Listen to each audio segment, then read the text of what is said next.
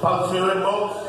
Livro do profeta Isaías, capítulo 53, versículo 1 até o versículo 12, diz assim para nós o texto sagrado nesta manhã: quem creu em nossa mensagem e a quem foi revelado o braço do Senhor, ele cresceu diante dele como um broto terno e como a raiz que sai de uma terra seca.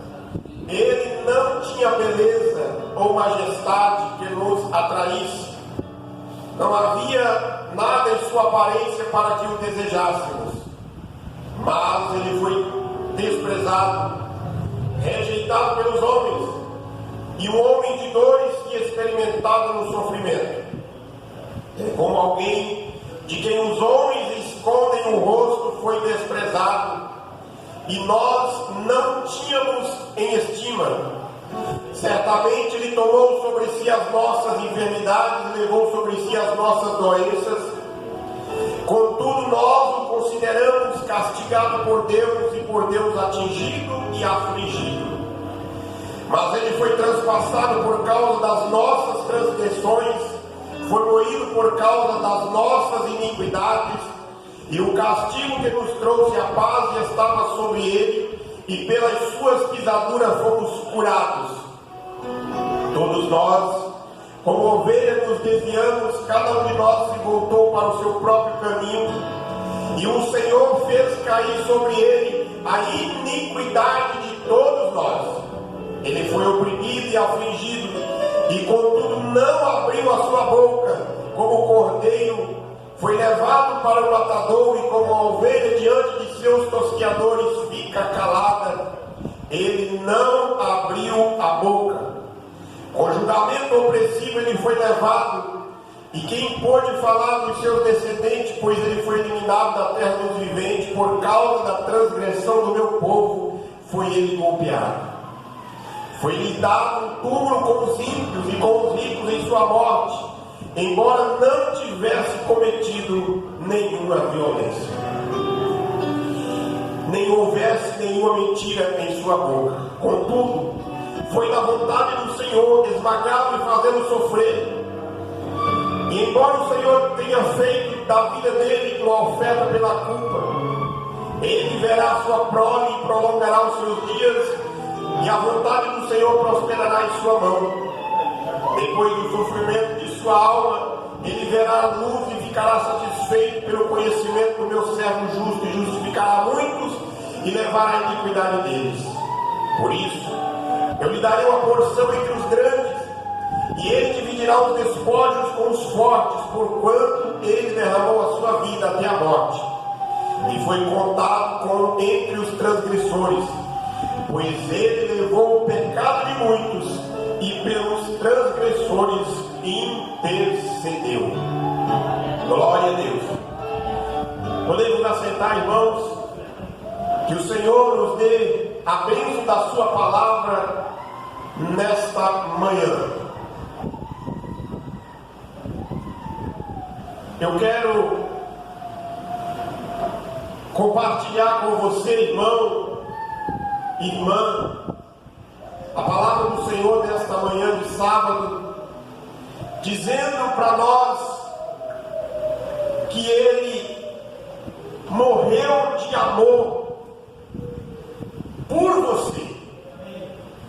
Ele morreu de amor por mim e por você.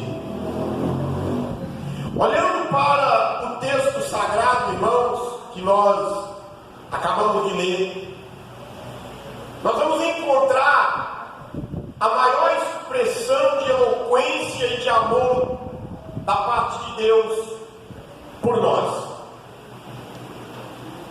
Deus nos ama. Deus ama você. E eu quero dizer para você, meu amado irmão e irmã, que esse amor da parte de Deus, ele não foi escrito com letras de fogo nas nuvens, mas este amor foi revelado pelo Filho de Deus na cruz. porque Deus prova o seu amor para conosco, pelo fato de ter entregado Cristo para morrer por nós, sendo nós ainda pecadores, já diz Paulo aos Romanos. Ainda a título de introdução, eu quero dizer para você que você é especial, porque Ele te amou, conforme Isaías diz no capítulo 53 de João, capítulo 3, versículo 16, que Ele entregou o seu Filho. E Cristo amou você de tal forma que este amor não foi um acidente, mas foi, irmãos, um apontamento da parte de Deus desde a eternidade. Irmãos, estava no plano de Deus criar o ser humano, também estava já no plano de Deus na eternidade prover um meio para que, se este ser humano que lá pecasse, Deus também proveria um meio da salvação. Ele foi morto desde a fundação do mundo. Gênesis diz que lá no primeiro ato de desobediência do primeiro casal, Deus vem ao encontro deles, pega um animal, mata este animal e faz vestes para vestir a nudez do primeiro casal. E este animal que foi morto lá no início simbolizava e apontava para Cristo, que morreria fora dos muros de Jerusalém para a redenção do mundo. Porque Cristo, irmãos, conforme o texto vai dizer para nós vamos ver no decorrer da mensagem, Ele veio para ser o nosso representante. Ele veio para ser o nosso substituto e o nosso fiador. Porque a cruz esteve sempre no coração de Deus, esteve sempre diante dos olhos de Cristo. E a Bíblia vai dizer para nós, Lucas diz para nós, que em nenhum momento Jesus o recusou da cruz. Lucas diz que ele faz uma oração dizendo: Senhor, se possível, passa de mim este cálice, mas se não for, que seja feito a tua vontade. E ali, no relato de Lucas, ele sai e vai em marcha com a caminhada de um rei para a coroação, mas a caminhada do Senhor Jesus Cristo naquele dia não era para uma coroação de ouro, mas era para ser pregada na cruz, sendo o mais profundo gesto de amor e sacrifício da parte de Deus em favor da humanidade perdida. A cruz de Cristo foi este gesto. Jesus deixou a sua glória. Jesus esvaziou-se de todo o seu poder. Ele nasceu de mulher. Ele vestiu pele humana. Ele tornou-se servo. Ele foi perseguido. Ele foi açoitado. Ele foi cuspido. Ele foi pregado na cruz. E sendo Deus, ele fez Senhor e servo. Sendo santo, irmãos, a Bíblia diz que ele se fez pecado por nós. A Bíblia diz que ele se fez maldito por nós, porque Deuteronômio diz que maldito era todo aquele que pregasse na cruz. Mas sendo autor da vida, eu quero destacar para você, ele deu a sua vida em meu e em teu favor. Mas em primeiro lugar, cabe-nos uma pergunta: quem levou Jesus à cruz? A morte de Cristo não foi determinada por fatores e circunstâncias. A morte de Cristo naquele dia não foi porque os guardas do templo, os guardas dos sacerdotes, a polícia do templo de Jerusalém foi lá no Getsemane e o prendeu. Não foi porque o Sinédrio o entregou, o sentenciou. Não foi porque Pilatos entregou para os judeus. Não foi porque Judas o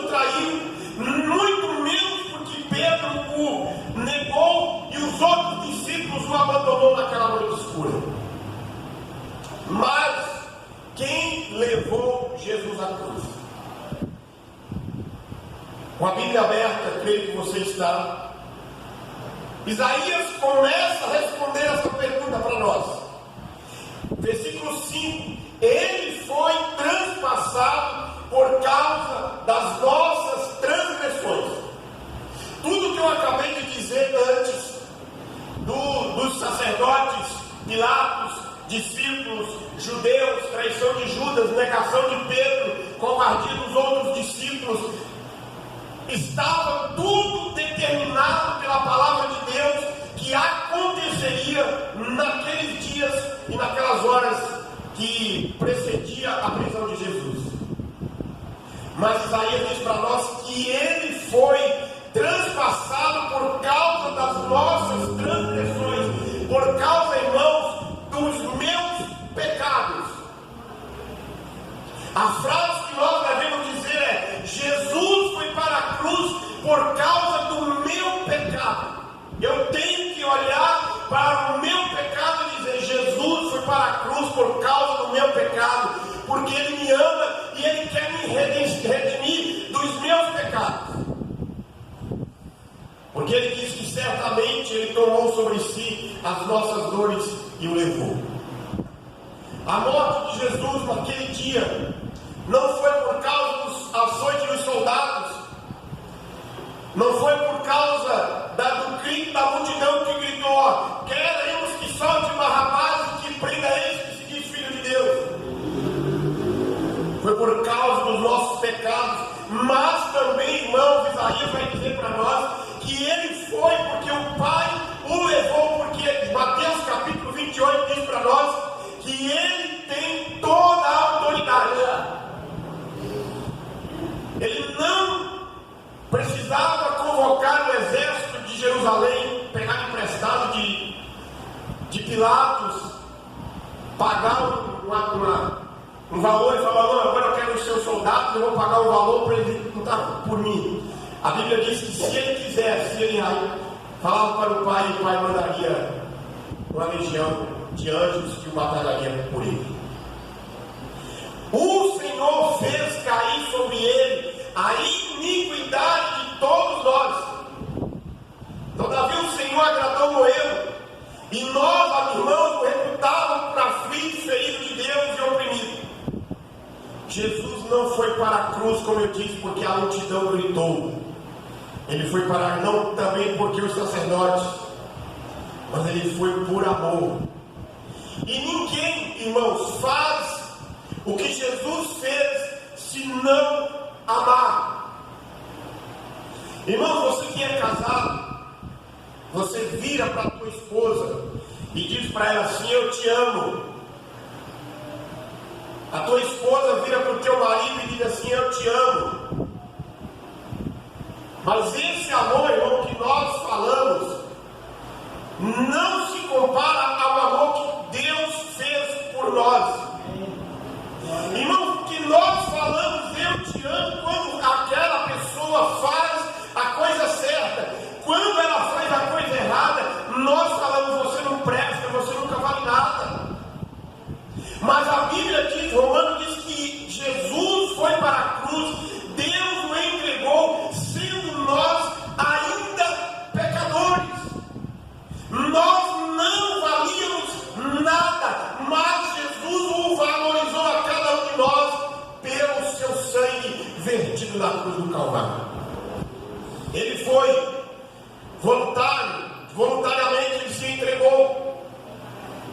Ele tomou sobre nós a dívida do pagamento pelo pecado. E Isaías diz para nós: quando ele der a sua alma como oferta, o seu servo justo, com o seu conhecimento, justificará muito, porque a iniquidade deles ele levou sobre si. O apóstolo Paulo diz que o amor de Cristo nos constrange. Dizer, como eu disse, para alguém que nós amamos, quando a pessoa fala alguma coisa, nós falamos. Mas Deus nos amou porque nós éramos errados. Nós vivíamos uma vida errada, lá na lamação do pecado, presente no pecado da nossa vida, sujo, fedendo. Mas o Senhor resolveu nos lavar. É por isso que Ele nos ama. Mas, em segundo lugar, este amor que Ele nos ama passou também por algum tipo de sofrimento. Jesus suportou o sofrimento moral e espiritual. Diz o texto: os homens escondem o rosto dele, versículo 3. Seu sofrimento não produziu compaixão, e dele não fizemos caso. Ele teve experiência íntima e longa com o sofrimento.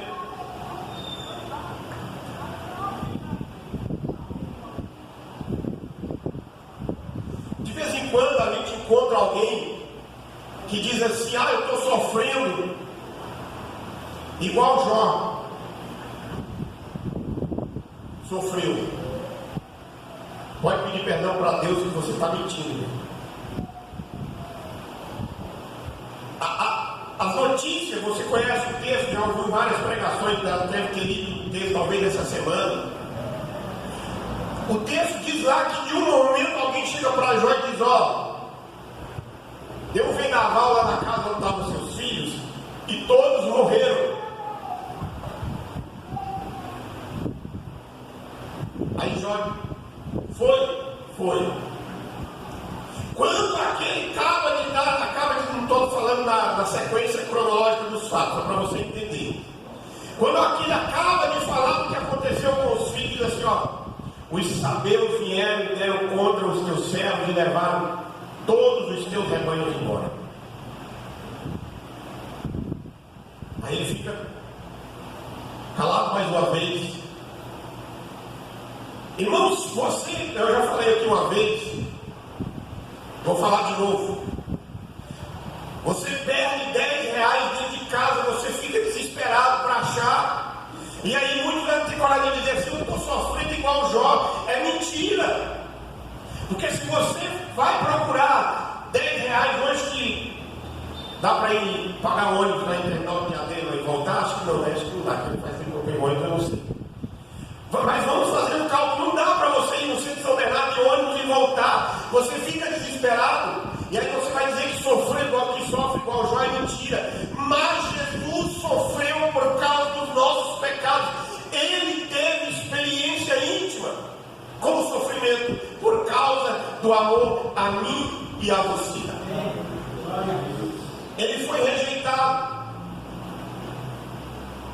E esta rejeição começa logo no início da vida matrimonial de José e Maria.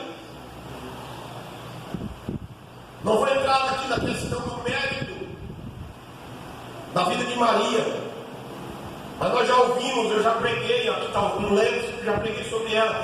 Mas Maria recebe o recado do anjo: você vai ficar grávida, você vai ser a mãe do Salvador, vai gerar um filho em você pelo Espírito Santo. Maria diz: mas como vou fazer isso? Eu não conheço homem nenhum. E de repente José recebe a notícia: Maria está grávida. Aí já começa o problema. Quando passa essa fase, vai chegar no dia do nascimento, vem uma ordem: todo hebreu, todo judeu precisa ir para a sua cidade de nascença. Se ela está registrada no cartório da cidade, que você é cidadão daquela cidade. José pega Maria, grávida já nos últimos meses, semanas de gravidez, e vai para Belém. Quando chega em Belém, a cidade está lotada de gente. Eles não encontram uma pensão, um hotel para ficar. E o único lugar para não passar o frio da noite, para não passar os perrengues da noite, o perigo por causa dos salteadores da noite, eles vão para um curral.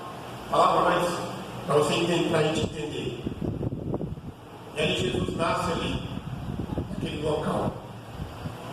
De repente vem uma ordem, os os magos vêm, os pastores do campo vêem a visão, tem a visão, vêm os magos para Jerusalém, diz onde vai nascer o Salvador, onde vai nascer o rei, o novo rei de Israel. O rei percebe tudo isso e manda matar todas as crianças de 2 anos para baixo. Deus fala para José: pega a mulher e o menino, vai para o Egito, já está sendo rejeitado, já está sendo perseguido. Ele vai para o Egito, passa um tempo no Egito, a ordem de Deus: pega o menino e a mulher e volta para Israel de novo. Aí Deus fala: agora você não vai para Belém, você vai para Nazaré. Eu não sei, irmão, a Bíblia não diz qual foi o contexto de vivência de José e Maria lá em Nazaré. Mas é bem possível que aquela criança que se destacou, e isso pode ser retratado nos livros de história dos pesquisadores, essa criança que chega com o casal, que vai dizer: a Maria que saiu daqui de perto esses dias, esses anos atrás grávida, agora está aí com o filho. Será que o pai é mesmo esse homem? Aí nascem os outros filhos e eles começam a rejeitar Jesus também. Mas o plano eterno de salvação da parte de Deus para aquele menino que nasceu em Belém e cresceu em Nazaré permanece de pé.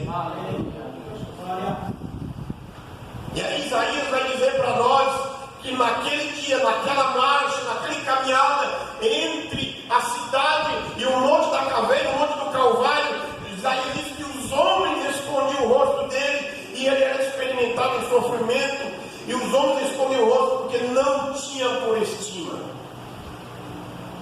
A promessa de Deus, a profecia dos profetas Isaías, Jeremias, lá do início dos livros do Pentateuco, de que o Salvador nasceria, de que o rei nasceria.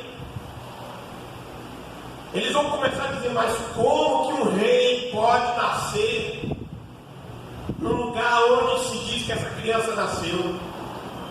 Como que um rei vai sentar no trono do reinado de Jerusalém, de Israel, para reinar, sendo que ele vem de uma família de um homem carpinteiro? Como que pode isso? Como que este rei vai dizer agora, ele está dizendo, eu estou chegando na vida adulta de Jesus, na caminhada com os discípulos, como que ele está dizendo que o reino dele não é deste mundo? Que rei é esse que o reino não é aqui? Que rei é esse que está dizendo que ele é filho de Deus? Os sumos sacerdotes diziam: ele está blasfemando, ele merece morrer. Como que pode alguém que diz que é rei e anda com um bando de homens que não tem conhecimento algum, que não vem de família real, que não tem conhecimento das escolas rabínicas? Que rei é esse que está com o semblante desfigurado? E que Isaías capítulo 53, versículo 2 diz que não havia beleza nele. Ele não tinha aparência nem formosura, porque a feiura dos nossos pecados estava sobre ele. Todos os horrores do pecado humano estavam sobre ele. Ele ficou desfigurado. Ele foi feito pecado por nós, seu corpo foi ferido. Ele ficou ensanguentado. Seu corpo cheio de hematomas e chagas. Ele, quando vem preso no Getsêmani, que ele chega na noite do julgamento, prende ele, tira a roupa de cima dele, vai numa planta lá e faz uma coroa com um espinho, que o único objetivo ali era furar o osso do crânio da cabeça. Venda os seus olhos, bate nele, com seus olhos vendados, cospe na cara dele e diz: profetiza agora quem é que te bateu. Seu corpo foi ferido. Ele foi torturado. Ele foi oprimido. Isaías diz que ele foi moído, o seu castigo, o seu sofrimento. Ele ficou cheio de sofrimento, ele foi moído e enfermou. Irmão, qualquer ferimento que o ser humano tem, dependendo da situação, ele começa a ter febre. As dores que nós sentimos calafrios de dor. Pode estar calor, a gente sente calor. Pode estar frio, a gente sente calor. Pode estar calor, a gente sente frio, melhor dizendo. E ele sofreu tudo isso na noite que foi preso. E a sua alma estava angustiada. Ele, irmão, amando você e a mim, sendo libertador, foi preso. Sendo santo, foi colocado na cruz como criminoso, das maneiras mais cruéis de castigar o criminoso naqueles dias. Porque o Império Romano tinha os seus métodos de julgar os seus presos. E uma delas, das piores, era pregar alguém na cruz. Das piores. Você fazer uma leitura da história, você vai perceber. Ele deixava a pessoa presa na masmorra. Tinha todas as cidades, tinha a prisão fria, úmida.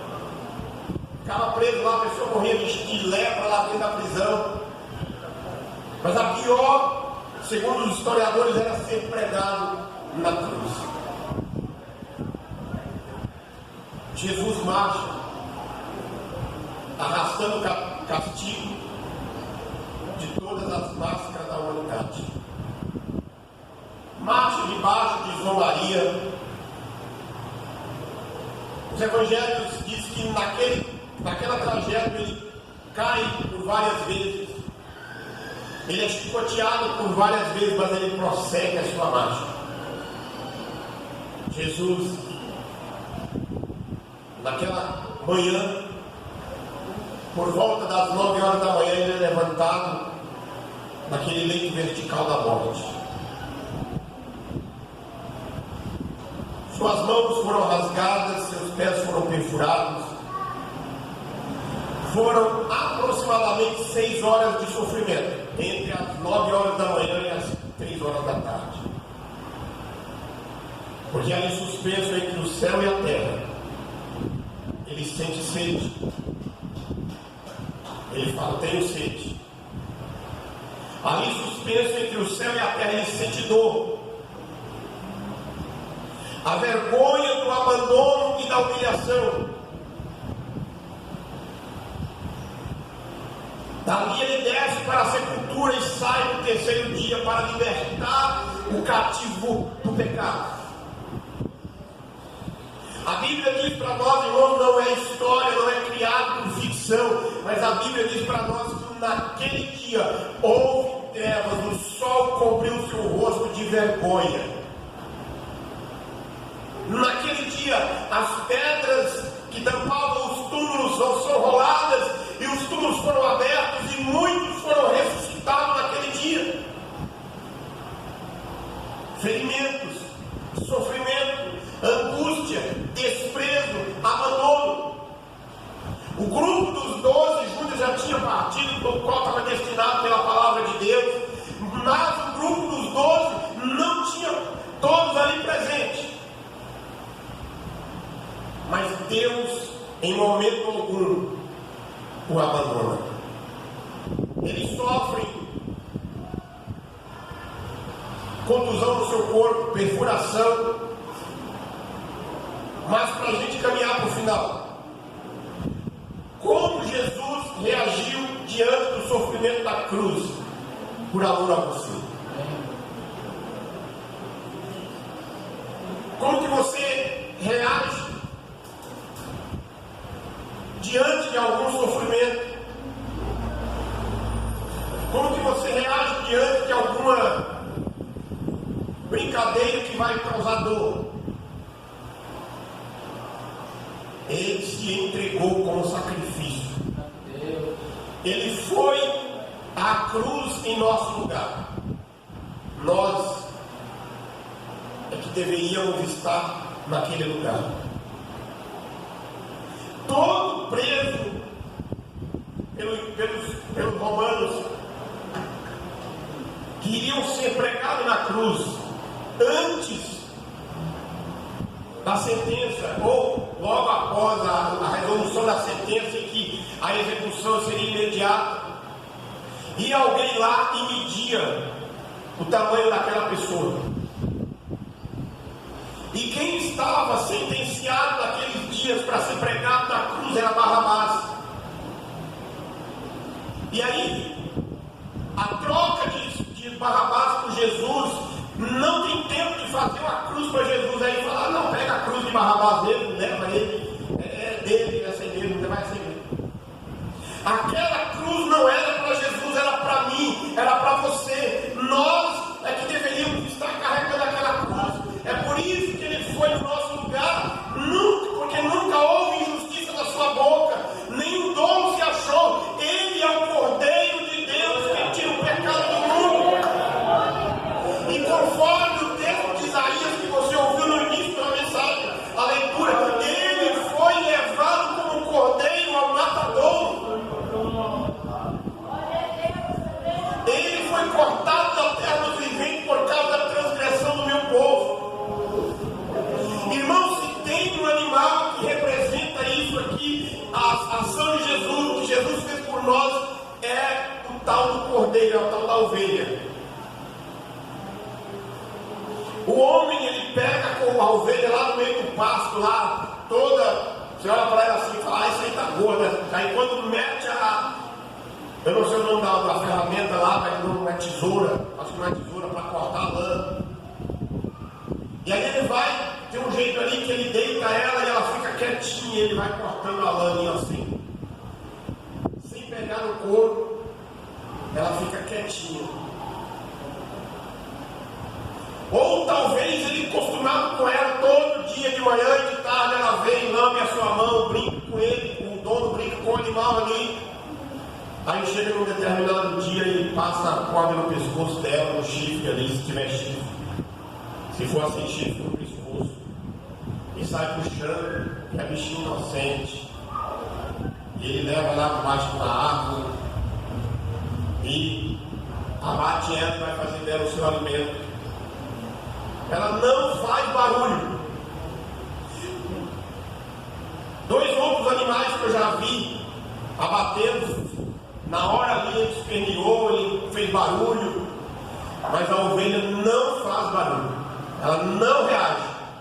E aí Isaías diz que ele, como ovelha, não fez barulho naquele dia, ele não abriu a sua boca, ele não lançou palavras de vingança, ele não lançou palavras impropérias contra os seus algozes, ele não abriu a sua boca, mas ele se entregou voluntariamente. Jesus não se rebelou como os outros dois da cruz, ele não bradou por vingança, mas ele disse: Pai, perdoa, porque eles não sabem o que fazem.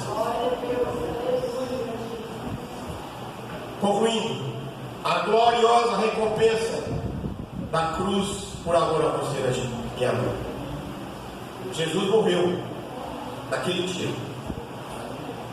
Isaías capítulo 15 diz que o aguilhão da morte, onde está o aguilhão da morte?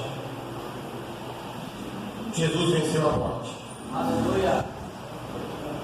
Se para os romanos naquele dia era prisão e de que ali jamais ele sairia dali, ele venceu a morte.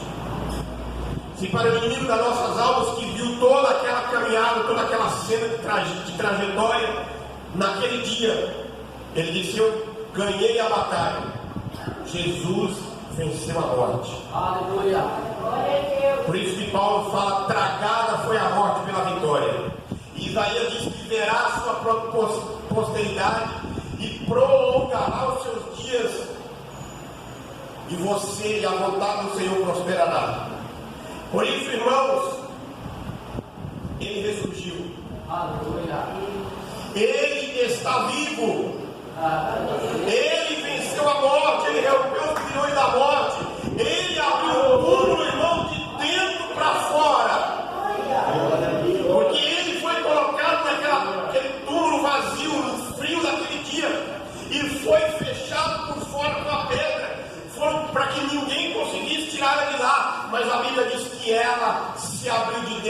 fora, e ele vive e vive para todo sempre. É por isso que Jesus chama você e a mim. É por isso que ele está convidando você e a mim todos os dias. Porque ele nos comprou não com ouro, prata ou com qualquer outra moeda, mas ele nos comprou com o seu precioso sangue. Ele não te libertou com uma carta escrita de papel, mas ele te libertou da escravidão do pecado, do espelho das trevas, da potestade de Satanás, pelo seu sangue vertido na cruz do Calvário. Agora, irmãos e irmãs, eu e você somos livres. Agora, irmão, irmã, eu e você somos filhos de Deus. Antes éramos criaturas. Antes nós éramos injustificados. Agora Deus nos justificou. Nós somos perdoados. E toda a justiça de Cristo está na nossa conta.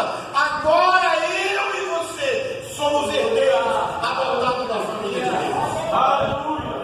Glória a Deus. Ele buscou você e a mim para a sua recompensa. O que se agrada dele agora é o meu e o teu arrependimento. O que se agrada dele agora é a tua volta para ele, é a tua conversão. Então, não rejeita o Cristo que foi crucificado, mas que está vivo. Rejeitar não significa cuspir no seu rosto outra vez. Rejeitar o Cristo que foi crucificado, morreu, ressuscitou no terceiro dia. Rejeitar significa crucificar ele novamente. A porta da graça está aberta. Ele te ama. Ele me ama. E ele vem nos buscar. É por isso, sem combinar nada, porque ele vive, eu posso crer no amanhã. Porque ele vive, e eu posso crer no amanhã. O Cristo que Isaías fala aqui no capítulo 53, ele vive. Ele vive, e ele virá nos buscar. Ele se entregou por amor a mim e a você. Graças a Deus. Amor este que nenhum outro ser tem condição de demonstrar por você ou por mim. Se coloque em pé. Amado Deus, bondoso Pai, Deus Santo, nós te louvamos, ó Senhor. Nós te bendizemos e te glorificamos, ó Pai, sobre todas as coisas, ó Senhor. Eu peço a Ti, meu Deus, nesta oportunidade, Senhor, tenha misericórdia de cada um de nós, meu Pai. Perdoa as nossas falhas, perdoa os nossos pecados, perdoa os meus pecados, ó Senhor. Ajuda-me, ó Deus, porque eu quero, é o meu desejo, entrar na eternidade contigo, Senhor. Por isso nós podemos cantar, nós podemos adorar, porque Ele vive e eu posso crer no amanhã. Tu está vivo. Não há filosofia, sociologia ou qualquer outra teoria para provar que o Senhor não está vivo, mas o Senhor está vivo porque muitos o viram e rejeitaram naquele dia. E assim como naquele dia, 40 dias depois da ressurreição, ali no Monte das Oliveiras, enquanto os discípulos olhavam, os anjos se colocaram diante dele e disse: Galileus, por que estáis olhando? Aleluia! Este mesmo Jesus que o viste subir e virar. E a nossa esperança, Senhor, é a nossa esperança. O Senhor vai vir nos buscar. Aleluia! Ora vem, Senhor. Maranata. Maranata, ora vem. Glória a Deus. Ora vem, Senhor Jesus. Amém. Feche os teus olhos, curva a tua cabeça. Que a graça do nosso Senhor e Salvador Jesus Cristo, grande e infinito amor de Deus, o nosso Pai, a comunhão e as consolações do Espírito Santo estejam sobre cada um de nós, hoje e permaneça para todo sempre. Amém.